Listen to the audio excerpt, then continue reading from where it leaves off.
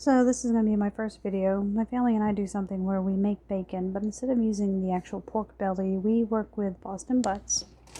And we like to go and buy them. We'll catch them in a twin pack. This one came from a place called Buddy's. And if you're lucky, you can get them at a fairly decent price. Where this was 99 cents a pound. We got 14.8 pounds. It came out to only being $14.72.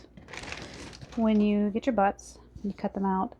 And you'll split them in half along the bone. I've already taken the bones out of these. You'll cut along the flat side first and split it completely across. Separate that one off and then cut this one out of the other side. Don't throw these away though. You'll put these in a Ziploc bag, marinate them with just basically everything inside the kitchen, the kind of different seasonings and rubs and liquids that you like. And you'll smoke these when you smoke the butts. And you can put these in with beans and with your cabbage to add extra flavor. And make sure when you do cut them off not to take every bit of meat off, so leave a little on there so they have a little something to flavor your veggies with. So what you end up with is 4 pieces, very large chunks of pork. Some are going to be bigger than others because of how the bone is orientated inside of the meat.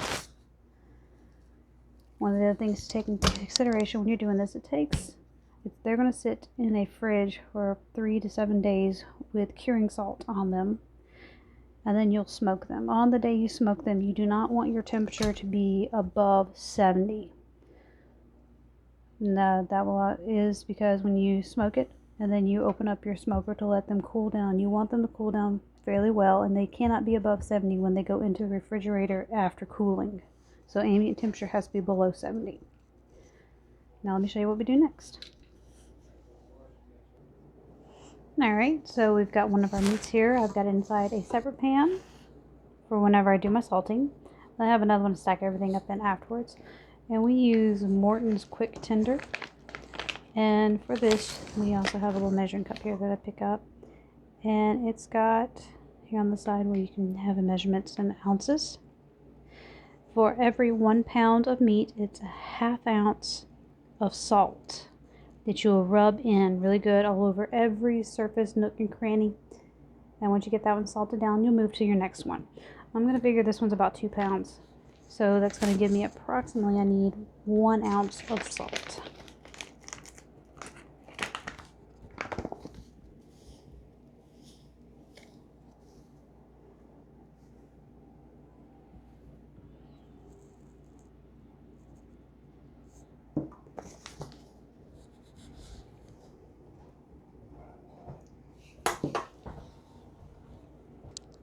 And so you'll sprinkle it on, rub it in, get all the surfaces, all the edges. If you don't want to touch meat with your bare hands, you can use gloves. I would advise using non-powdered gloves though.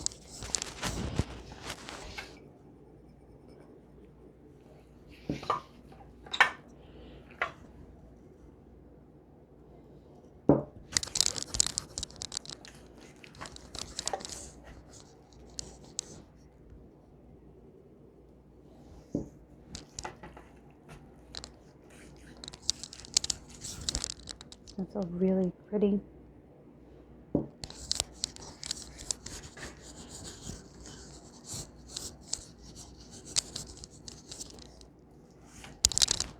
And you're going to do this with each piece of meat. If you think it's less than a pound, go with a 1/2 ounce.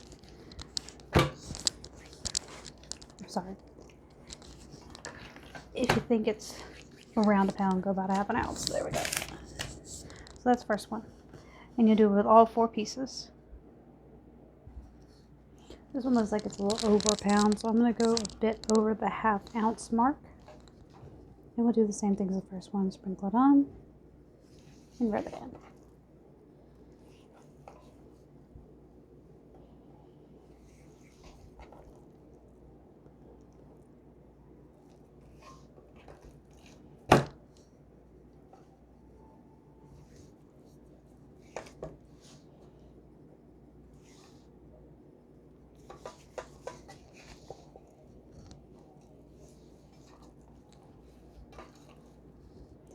This is going to pull moisture out of the meat.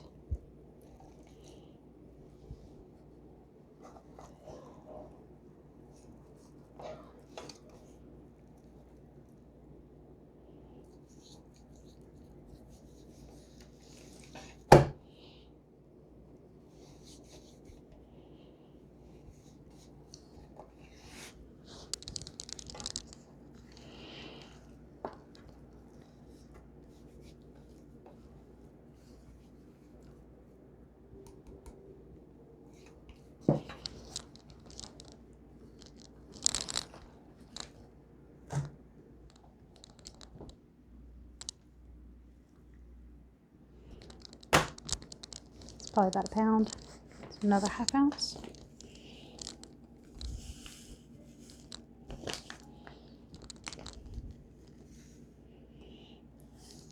Try to keep one clean hand and one dirty hand when doing this, so I can manage my bag, my cup.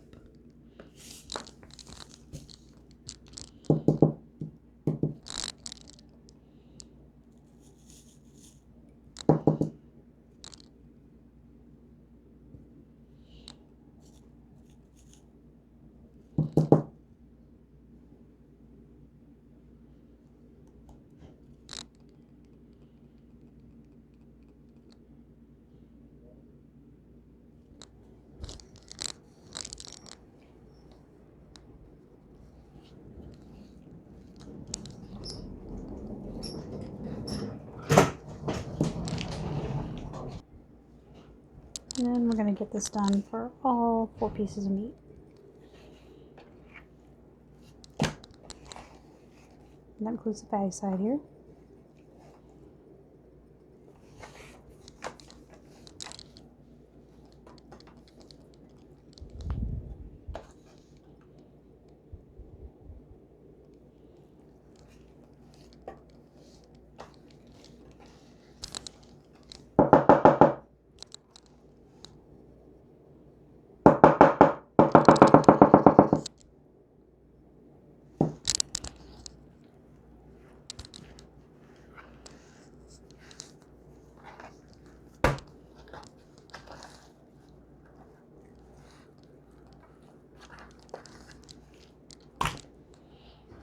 One more to go.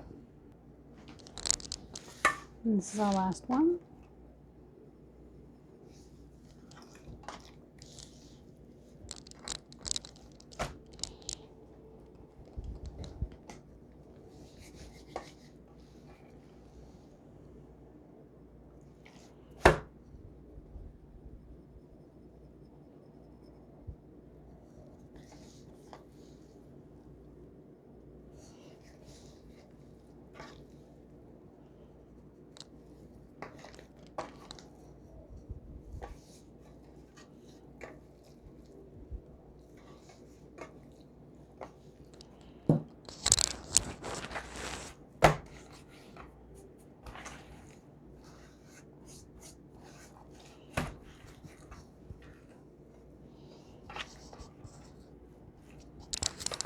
Alright, now what you do with these, once you get them all salted down, is you'll put them inside a refrigerator. We have one outside away from everything else in the house that have containers set up with racks on top. So whenever, as the salt pulls the moisture out, it's going to drip down, that bucket catches it. It gets pretty messy if you don't. We'll also take, and on one side, we'll put a lot of brown sugar on top. So as it pulls the moisture out, it melts into the meat. And so we're going to leave this, and like I said, it's based off of your schedule. You can let them sit inside that refrigerator for 3 to 7 days. And so we'll come back later and we'll work on the next part. So see you back in 3 to 7 days.